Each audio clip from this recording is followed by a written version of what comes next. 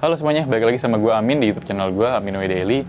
Dan kali ini lu lagi nonton di segmen gue yang namanya Keluarin Aja Dulu. Yaitu segmen di mana gue bakal monolog dan gue bakal ngebahas isu-isu atau hal-hal yang lagi rame dan berkembang di internet maupun di masyarakat. Hal ini menurut opini gue pribadi, menurut pendapat gue pribadi, hal-hal yang gue pengen gue omongin dan gue resahkan, gue pengen keluarin aja dulu. Dan untuk episode kali ini gue pengen ngobrolin tentang abang-abangan kita semua, yaitu Abang Ferry Irwandi yang coba pengen di sliding sama pihak institusi negara yang kita bangga-banggakan, mencoba untuk di-sliding karena abang-abangan Ferry Irwandi telah melakukan pencemaran nama baik katanya. Dan gue sebutin aja, TNI mencoba untuk berkoordinasi dengan Polri, mencoba menyelidiki apakah ada kasus-kasus atau hal yang terjadi pelanggaran pidana oleh abang-abangan Abang Ferry Irwandi, yang dimana gue ngerasa ada yang aneh. Gue mencoba beropini semampu gue, dan seapa yang gue yakin. Gue mencoba buat ngelihat kok agak aneh kayaknya dua institusi besar negara yang mana tuh sangat-sangat powerful mencoba untuk menyudutkan satu sisi yang mana satu orang, yaitu Abang Ferry Irwandi, karena isunya adalah pencemaran nama baik yang mana diyakini bahwa Bang Ferry Irwandi ini menggiring opini publik, meresahkan masyarakat, diduga juga melakukan hal-hal yang bisa dibilang mengganggu keamanan negara gitu, dengan bilang bahwa akan ada terjadi darurat militer, terus akan terjadi provokasi yang dilakukan oleh TNI dan segala macam.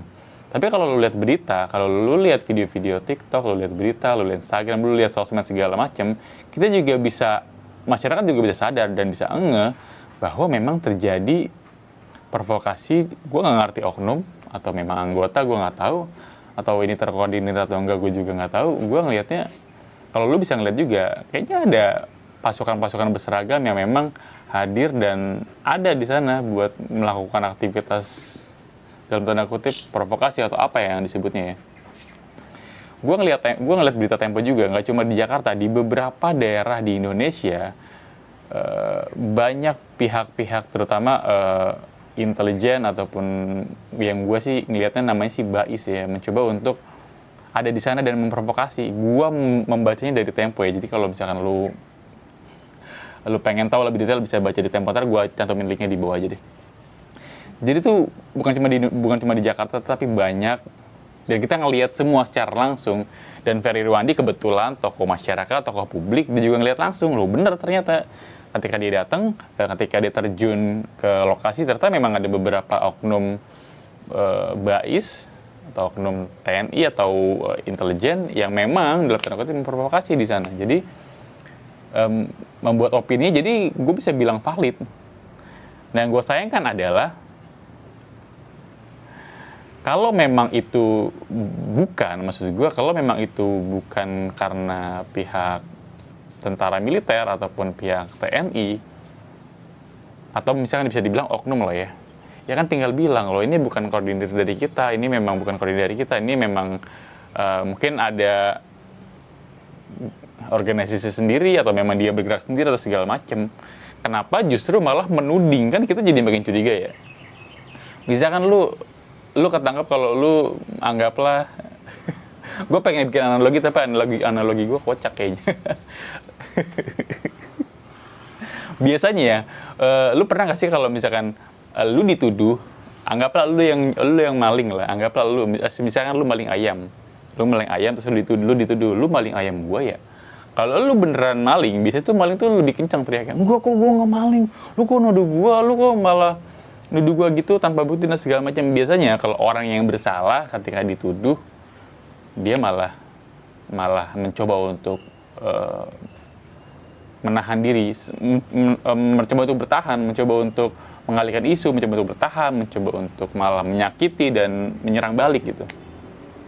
Sedangkan kalau lo nggak salah apa-apa kan tinggal bilang, nggak kok gue bukan gue yang maling gitu. Beres, selesai. Masalahnya yang gue agak deg-degan adalah ini dua institusi negara yang gede banget. Yang satu megang pistol, yang satu megang tentara dan bazooka dan tank. Masa iya sih lu melawan satu orang gitu. Gue sih di sini ngelihatnya kayak, ini opini gue pribadi ya, kalau gue salah ya lu bisa koreksi, dan gue juga bukan semerta-merta karena gue bener ya, gue cuma mengolah apa yang gue yakini aja. Gue merasa kalau ada di pihak yang lebih kecil, terus lu diserang sama pihak yang lebih besar, yaitu tentara dan Polri, lu cuma satu orang, gue ngerasa dengan mata gue yang, dengan pandangan gue ngerasa yang lebih kecil atau yang lebih lemah adalah yang benar deh. Gue merasa itu kayak tudingan kriminalisasi sih kalau kayak gitu. Gak setara lah lu dua institusi besar ngelawan satu orang. Sama kayak misalkan ada motor sama pejalan kaki. Kalau motornya, kalau ada kecelakaan misalkan dua-duanya jatuh, kan yang disalahin motornya karena motornya nggak hati-hati. Terus kayak motor sama mobil misalkan, kalau ada kecelakaan pasti yang disalahin mobilnya, mobil sama truk pasti yang disalahin truknya. Gue ngerasa ini kan ini mah bukan mobil sama motor lagi ya. Ini mah sepeda family yang kecil lawannya bulldozer gitu. Jadi nggak apple to apple, bener-bener jauh banget perbandingannya. Terus gue ngerasa kayak, emang gue juga mikir, emang tentara sampai punya kerja, maksud gue sangat lowong sampai punya kerjaan buat nyari-nyari kesalahannya Ferry Irwandi, berkolaborasi sama kepolisian, kita cek apakah ada perbuatan yang melanggar pidana atau melanggar hukum. Maksud gue, bukannya tugasnya ke TNI itu pengamanan negara ya, bukan masuk ke ranah sipil. Ini juga gue nggak tahu sih, gue juga masih nggak begitu paham mengenai kerjanya polisi, kerjanya tentara tuh secara spesifik gue nggak ngerti. Tapi yang gue yakini adalah, harusnya kan tentara kan melawan pihak-pihak eksternal, oke internal, tapi internal dalam tanda kutip mengancam terorisme, yang melakukan aksi dan segala macam, atau melakukan pertahanan terhadap serangan eksternal.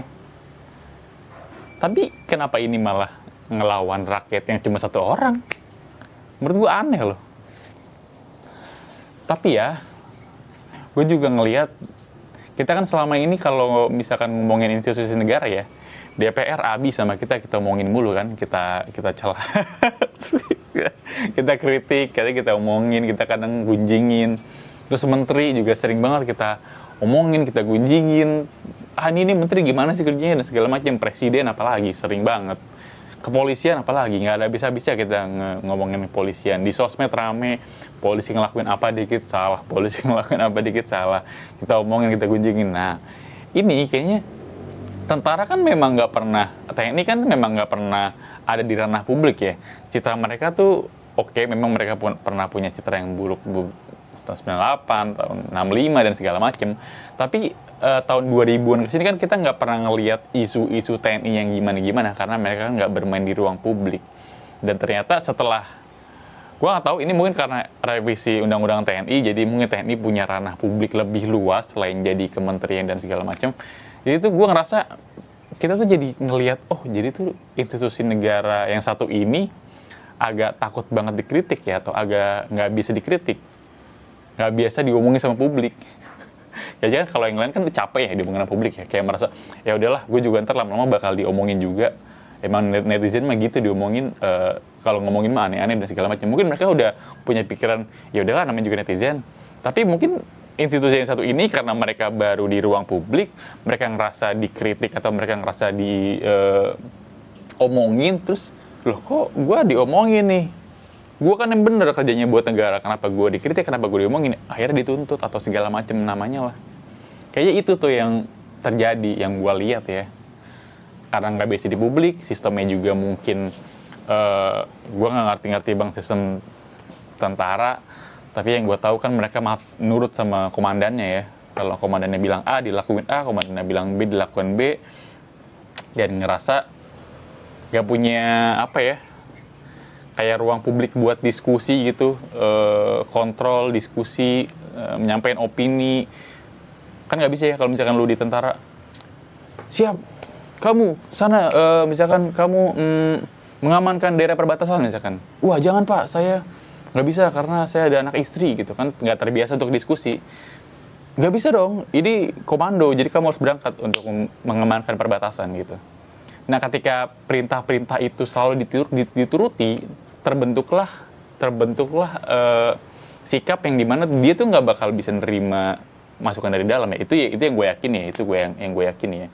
Jadinya ketika mereka dapat kritikan, dapat omongan dari publik, mereka nggak tahu caranya gimana, karena gue ngerasanya gue udah ngelakuin hal yang benar, kenapa gue dikritik-kritik lagi gitu kan. Karena memang kan kebenaran yang absolut kan nggak ada juga sebenarnya. Adanya opini yang dibangun dan jadi kebenaran gitu. Kayaknya kalau memang militer atau TNI akan sering masuk ke ranah publik, kayaknya mereka juga perlu bersiap atau perlu membenahkan diri atau perlu membuat ancar-ancar atau kuda-kuda bahwa mereka tuh bakal dikritik sama masyarakat. Ini tuh masyarakat ya. Ferry Irwandi kan bagian dari masyarakat ya kelihatannya. Ferry Irwandi kan bagian dari masyarakat ya, kita ngelihatnya maksudnya. Dan kita juga ngelihat Ferry Irwandi ngelakuin hal yang dalam tanda kutip bener kok. Kayaknya nggak punya kepentingan apa-apa, malah project juga dibikin buat bikin sosmed kita jadi isinya edukasi, nggak banyak-banyak hal-hal yang aneh-aneh, yang nggak bermanfaat, gitu-gitu kan. Gue ngerasa, mungkin kita yang awam aja ngelihatnya, ini Ferry Irwandi ngelakuin hal yang bener. Apa jangan-jangan mereka jarang lihat sosmed ya, karena keseringan. Gue nggak ngerti lagi, karena kan Ferry Irwandi kan ramainya kan di sosmed kan. Gue nggak ngerasa Ferry Irwandi punya agenda buat menggulingkan pemerintah atau pasukan revolusi yang menggulingkan pemerintah. Gue nggak melihat seperti itu sih. Gue ngelihatnya sih dia satu mencoba buat mendidik kita semua, mencoba untuk membuka fakta seluas-luasnya, mencoba untuk beropini mana yang benar, mana yang salah, mana yang melanggar hukum, mana yang enggak. Gue ngerasa itu hal yang objektif buat dilakukan ya. Gue ngerasanya gitu. Tapi kalau pihak luar nggak ngerasain itu ya udahlah. Jadi gue rasa kita akan punya masalah baru, kita akan punya satu institusi baru yang belum familiar di antara kita, yang harus kita kritisi. Dan kita juga nggak tahu nih nanti ke depannya institusi itu bakal gimana. Gue sih berharapnya udah nggak ada baper-baperan lagi sih, udah nggak yang masa lu ngomong dikit, kritik dikit ditangkep, kritik dikit ditangkep. Kayaknya Pak Prabowo nggak pengen di masa pemerintahannya dia ruang publik ditutup deh. Itu juga bakal bikin jelek namanya dia kan, bakal bikin jelek namanya Pak Prabowo juga. Gua rasa sih harusnya pemerintah ataupun institusi pemerintah siapapun atau legislatif siapapun, gue pengennya jangan baper-baper banget lah. Kita juga masyarakat cuma ngomong doang, beropini doang gitu. Kita juga nggak bermaksud buat ngejelek-jelekin, kita juga nggak bermaksud buat hal yang dalam tanda kutip membelot, makar, penggulingan segala macam. Enggak, kita tuh cuma beropini doang. Karena tuh kita ngerasanya tuh aneh, kita terus sah. Kita tuh pengen negara kita juga bagus, maju gitu loh. Kita juga pengen beropini. Jadi ya janganlah di kriminalisasi gitu. Ya, oke, mungkin segitu aja untuk video kali ini. Terima kasih yang telah menonton video ini sampai habis. Sampai berjumpa di video-video gue berikutnya. Thank you and goodbye.